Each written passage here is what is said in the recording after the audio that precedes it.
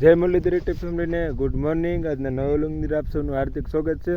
અને આજે આપણે આવી ગયા છીએ ભેહુની અંદર. આજે ભેહુની અંદર આપણે કંઈક નવીન જાણવા મળશે, કારણ કે આપણે એક ભાઈબંધ છે કે નહીં, એને વોર્ડના અમારા ગામની અંદર સૌ પ્રથમ પહેલી વખત કોમ્પ્યુટરમાં કંઈક કરે છે. આપણે એના માટે જાણશું, હું તો કંઈ નહીં કહું.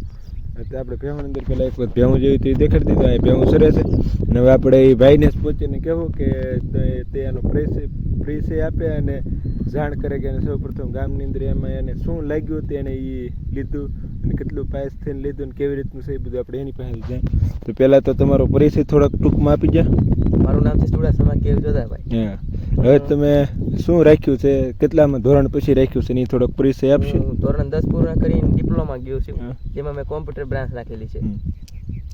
આમ તમને એમાં શું નવીન લાગ્યું કે ગામમાં અત્યાર સુધી કોઈએ ન રાખ્યું એ તમે રાખ્યું, એમાં તમને આમ શું લાગ્યું કે તે રાખી લીધું? કોમ્પ્યુટરમાં મારે ડેટા કોર્સ કરવો હતો.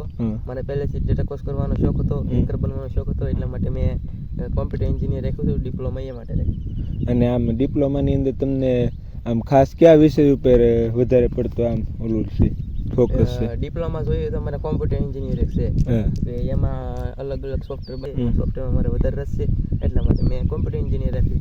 આમ તમને આમાં સોફ્ટવેર એન્જિનિયર રાખીને આમ ખુશી જેવું કઈ છે કે આમ કે ખુશી જેવું તો હોય જ ને. અત્યારમાં જે મારે બનવું છે એ માટે હું ભણું છું, મારે ખુશી તો હોય જ. અને પછી તમારે અત્યારમાં એ તમે 10 પાસ કરીને રાખી લીધું, તો 11-12નું તમારે રિઝલ્ટ કેવી રીતનું બનશે કે એનાથી તમને બ્રાન્ચમાંથી જ બનાવી આપે? એટલે જ્યાં હું ડિપ્લોમા કરું છું ત્યાંથી સરે એમ કીધું છે કે 12 પછીનું તમારે જે 12ની સર્ટી આવે છે તે તમને આપશે, અને ડિપ્લોમાનું જે રિઝલ્ટ આવે છે ને એ તમને રિઝલ્ટ આપશે, કે જેનાથી તમે ડિગ્રી એટલે કે તમારે 11 પછી આપણે કોલેજ કરીએ છીએ તેવી રીતે કોલેજ કરી શકીએ.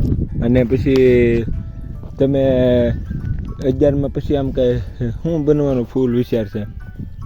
ડિપ્લોમા પછી જોઈએ તો મારે ગણી તો હેકર જ બનવાનો છે પ્લાન. તો પછી આગળ જોઈશું કે શું બની એમ, એની ઉપર આધાર રાખશું. જેવી રીતે આપણે ભણીશું તેવી રીતે શું વધારે છે એમ. અને હવે મેં પ્રશ્ન પૂછ્યા એ તો તમને ખબર, પણ તમારા મનની અંદર કોઈ એવો કંઈ પ્રશ્ન હોય તમારે ભણતર બાબતનો તમે કહેવા માગતા હોય તો કહી શકો છો. ભણતર બાબત મારે કંઈ કહેવાનું મતલબ નથી. બીજો પ્રશ્ન તમારા ડિપ્લોમા વિશેનો કંઈ હોય તો કહી શકો, મેં પૂછ્યો ન હોય ને રહી ગયો હોય કે નહીં, એ તમારા માટે છૂટ છે પૂછવા માટે. ડિપ્લોમા માટે નથી જો કહું તો કોલેજ છે આપણા જે ભાવનગર જિલ્લામાં તો છે, જો કે એ બહુ ભાવનગર જિલ્લામાં બહુ આગળ છે, જે એ સરકારી છે.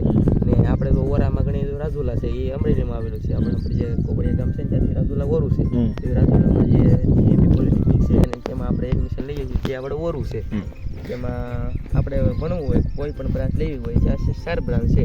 એક કોમ્પ્યુટર એન્જિનિયર છે, સિવિલ એન્જિનિયરિંગ છે, પછી ઇલેક્ટ્રિકલ એન્જિનિયરિંગ છે, મિકેનિકલ એન્જિનિયરિંગ છે. 4 બ્રાન્ચમાંથી આપણે કોઈ પણ લેવું હોય તો ઓરામાં રૂમ ક્યાં છે, અને ત્યાં છે એની ફી ખાલી 12 મહિનાની 12,000 રૂપિયા છે.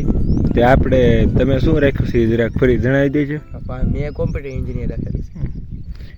અને આમ તમને એવું તો શું એમાં જાણવા લાગ્યું તમે 11-12 છોડી દીધું અને સીધું એમાં લાગી ગયા? જે મારે બનવાનું છે હેકર, તો એમાંથી 11-12 કરું ને પાછું ડિગ્રી કરવા જાવ તો પાછું મારે ડિપ્લોમા આવવું પડે, પાછા 2 વર્ષ 1.5 વર્ષ બગાડવું પડે એવું તમારે કહેવાનું? 2 વર્ષ બગાડવા પડે. એમાંથી 10 પછી આવી ગયેલું હતું, સરકારે મને બહાર પાડ્યું કે 10 પછી તમે ડિપ્લોમા જઈ શકો, એન્જિનિયરિંગની લાઈન લઈ શકો એમ. તો પછી આપણે જે બનવું છે વહેલા થતું હોય પછી એ જ લઈ લેવાય ને. મારો એમ વિચાર હતો, મેં ડિપ્લો લઈ લીધો.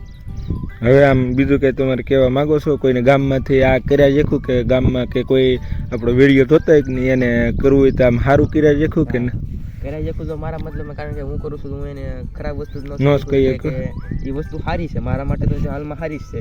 કારણ કે જે મારે બનવું છે હું વહેલા છતાં 2 વર્ષ વહેલા થઈ જાઉં તો મારી સારું જ કહેવાય. અને આમ આની અંદર તમને જોબ મળવાના કેટલા ટકા રહી છે? જોબ મળવાના જો કે એ તો આપણે સરકારી તમે જોબ મેળવી કે પ્રાઇવેટ મેળવી છે? પહેલા તમે જો સારું ભણો તો તમને પ્રાઇવેટ પહેલા જોબ મળી ગઈ, પછી તમે સરકારમાં જે ફોર્મ આવતો હોય એમાં સરકાર ફોર્મ ભરો, પછી આપણને બધી ઇન્ટરવ્યુ લે કઈ રીતે તમારું કોમ્પ્યુટરમાં તમે કેમ કઈ રીતે કામ કરો છો, પછી તમને મોટી ઓલી જે કહેવાય ફેક્ટરી હોય એમાં કે ઓલા બધા ઓલા જે ડિપ્લો જે કામ કરતા હોય ને એ જગ્યાએ આપણે રાખે કે તમને કેટલું આમ હેકર કરતા કારણ કે જો તમે જે બિઝનેસમેન હોય એનો જે બિઝનેસ આખો ડેટા હોય કે નહીં, જો ચોરાઈ ગયું હોય એને પાછો કઈ રીતે લાવવો, એમાં કઈ રીતે કોડ નાખવા, એ બધું જે કોડિંગ કરવાનું હોય ને એ બધું જે ડિપ્લોમા આવે છે, એટલે એમાં તમને સરકારી સાંજે વધારે ને પ્રાઇવેટ સાંજે એનાથી વધારે રહે. તમે ડિપ્લોમા પૂરું કરો એટલે કે તમારે પ્રાઇવેટ સાયન્સ વધારે રહે, કારણ કે પ્રાઇવેટમાં તમને નોકરી લાગી જાય. પછી તમારે ભણવા ઉપર આધાર રાખે, તમે સારું ભણીને સારી ટકાવારી ઉપર રાખો તો તમને સવાલા જે ફેક્ટરીવાળા અને જે બિઝનેસમેન હોય ને એ આપણને બોલાવવા આવે કે તમે અમારે કંપનીમાં જોડાવો, આપણે જે સારી લાગે એમાં જોડાવવાનું. હવે પછી મારો એક એ હજી પ્રશ્ન બાકી છે કે આપણે તમારી યારના વિદ્યાર્થી હતા એને 11-12 કર્યું છે, એ ગમે કોઈ પણ ઓલો રાખ્યો હોય આ સાયન્સ આર્ટ્સ કે કોમર્સ, એમાંથી એની પહેલાં તમે નોકરી મેળવી શકશો કે એ મેળવી શકશે? હવે જોવા જઈએ તો જો 11-12 કરવાવાળા છે તો એને કંઈક બીજો વિચાર હોય કે હું વહેલા નોકરી લઈ શકું શિક્ષકની, તો કંઈ પીટી આવે છે એવું કંઈક આવે છે જે 11-12 કરીને કરે છે, તો જો શિક્ષક બની શકે છે તો એ મારી પહેલાં થઈ શકે. પીટી ની અંદર કે હોય ને કે 2-3 વર્ષ એનો કોર્સ કરવાનો, એમાં એમ વાર લાગી જાય, કારણ કે 2-3 વર્ષ એટલે આમ પણ તમારું તો આમ તો એવું ડિપ્લોમા કરો એટલે બધા કરતા પહેલા તમને નોકરી લાગી જાય એવી શાખા તમને તમે ડિપ્લોમા કરો છો નાના આચાર્યની છે પણ તમને ગેરંટી આપે છે કે તમને અમે નોકરી અપાવશું તે સરકારી કે પ્રાઇવેટ. પછી તમારે ભણતર ઉપર રાખે, એટલે આમ ભણતર પર ટકાવારી સારી આવી હતી એમ 100% કહી દે છે ને કે અમે તમને જોબ ગમે નથી અપાવશું. ટકાવારી સારી હોય ભણતરમાં સારા હોય તો તમને કહી દે કે તમે 100% હું તમને જોબ અપાવીશ.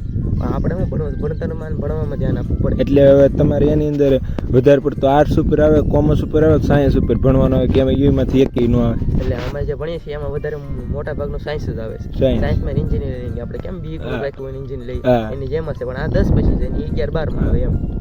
એટલે આમ તમને તો મજા તો આવે છે ને? મજા એટલે એની વાત પૂછો. તમે કેટલા જમણના વિતાવ્યા છે? અત્યારમાં મેં 2 અઠવાડિયા વિતાવ્યા છે. 2 અઠવાડિયા આમ તમને 26 તારીખે જ્યારેથી પછી અમારે જે કોલેજો ખુલી છે ત્યારે તારીખ છે 11 તારીખ થઈ છે, એટલે 11 તારીખ સુધી એટલે કે 26 તારીખે 11 તારીખ સુધી 26 4 ઓલા એટલે કે 30 ગયા ને 11 આવડા એટલે 15 દિવસ એટલું વિતાવ્યું છે. તો આમ તમને 15 દિવસની અંદર તમારો અનુભવ જણાવો કે કોલેજની અંદર તમે જ્યાં ડિપ્લોમામાં એમાં તમને કેવું જાણવા મળ્યું છે, શું છે એ તમારો અનુભવ થોડોક જણાવી શકશો સર?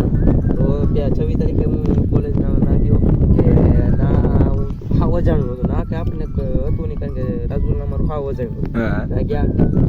સર પેલા જે હોલ હતો તેમાં બેસાડ્યા, સર પોતાની જાણકારી હતી કઈ બ્રાન્ચમાં ભણાવે છે આપણું પોતાની જાણકારી સર આપતા ગયા. પછી જે અમારો જે ઓરિટેન ઓલો જે પ્રોગ્રામ હતો ઓરિટેમ ને મેરીટેમ બે બોર્ડ હતા, એ બે કાર્યક્રમ હતા, કાર્યક્રમ પૂરા કર્યા. એ બધા સેક્શન ભણવાના હતા પણ 10 દિવસ માટે અમારે ભણવાનું ન હોય. પછી ભણી એ 10 દિવસ પૂરા કરીએ પછી અમારું ભણવાનું શરૂ થાય. જે અમારા કોર્સ હોય બ્રાન્ચ અમે જે રાખી હોય એની માટે જે વિષયો આવતા હોય એની પર ભણવાનું શરૂ થાય એમ. એટલે 10 દિવસ માટે તો અમે ગણીએ તો પ્રવાસમાં ગયા હતા ને ભણ્યા ને રમત કરી ને બધું આમ મોજ જ કરી 10 દિવસ. 10 દિવસ પછી હવે કાલથી ગયા શનિવાર શુક્રવારથી ભણવાનું શરૂ થઈ ગયું.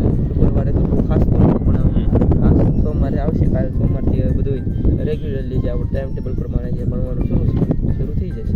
પછી આમ તમે પ્રવાસમાં ક્યાં ક્યાં ઠેકાણે ગયા ને કેવી મજા આવી હતી થોડોક અનુભવ કરાવવામાં? પ્રવાસમાં તો જો કે ગણીએ તો શૈક્ષણિક કાર્ય જ જતા, કારણ કે નાની રાજુલાથી કંઈક 25 કિલોમીટર જેવું પીપાવાવ છે, ત્યાં એક ઓલી છે ઇલેક્ટ્રિકની ઓલી છે પીપા પોટ કહેવાય ઈ કે બીજું એની બહાર છે. હા પણ ઈ જ નાદ આવેલું છે ને? હા એ ના છે જ્યાં ઇલેક્ટ્રિકલનું છે બધું, આમ આપણે કહીએ ને પવન શક્તિમાંથી જે વિદ્યુત કેવી રીતનું પેદા કરવું એ રીતે બન્યા છે. પવન ઉર્જામાંથી વિદ્યુત ઉર્જામાં કઈ રીતે કેટલા યુનિટનું છે એ બધું એમાં સમજણ આપી.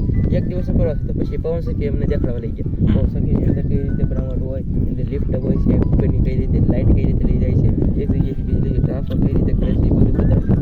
આમ તમને મજા તો આવે છે ને ભણવા? મારા શબ્દો હું વ્યક્ત નથી કરી શકતો, એવું મજા આવે છે. અને આ અમારા ગામનું આમ ગણીએ તો ગૌરવ છે, કારણ કે એની પહેલી વખત નવીન કંઈક કરવાનું ટ્રાય કરી છે, એટલે આપણે આગળ વધો એવી શુભકામના. અને આપણે હવે આનું ઇન્ટરવ્યૂ આપણે હવે અહીંયા જ પતાવી, કારણ કે ઇન્ટરવ્યૂ બહુ મોટું થઈ ગયું છે એવું લાગશે. તમે પાછું કહેવો ને આની માથે કોમેન્ટ કરીને કહેશો તો આપણે આવતા શનિ રવિમાં કે વીકમાં આવશે કે નહીં, તે પાછું તમારો પ્રશ્ન હશે કે નહીં એનું આપણે રિપીટ કરીને પાછું આ ભાઈનું ઇન્ટરવ્યૂ લેવું કે કેવી મજા આવી છે. તમે કોમેન્ટ કરીને જરૂર કહેજો કે આ ભાઈ પણ ડિપ્લોમા રાખેલ છે તો એની વિશે આપણે શું જાણીએ, અને તમે કોમેન્ટ કરશો કે આનો આ પ્રશ્નથી આપણે આ ભાઈ પાસે પૂછી લેવું. આનું નામ છે કેવીરભાઈ, તો તમે કોમેન્ટ કરીને જરૂર કહેજો કે આની પાસે ડિપ્લોમા વિશે તમારે જાણવું હોય તો તમે કોમેન્ટ કરીને કહેજો, એટલે આપણે આ ભાઈ પાસેથી બધા પ્રશ્નો જાણી લેવાનું. તમને કહેવો આપણે ઇન્ટરવ્યૂ અહીંયા જ ખતમ કરશું, કારણ કે બહુ મોટું થઈ જાય. શું કેવું છે તમારું કેવીરભાઈ? પ્રશ્ન હોય તો તમે comment કરી શકો છો. આવતા શનિવારે તો આવો. પ્રશ્ન હોય તો બધા હું આપીશ. આ જગ્યાએ બેઠા બેઠા આપણે આપશું ભેહું સારતા સારતા. તો આગળ આગળ કન્ટિન્યુ રહેજો અને ફરી મળીએ.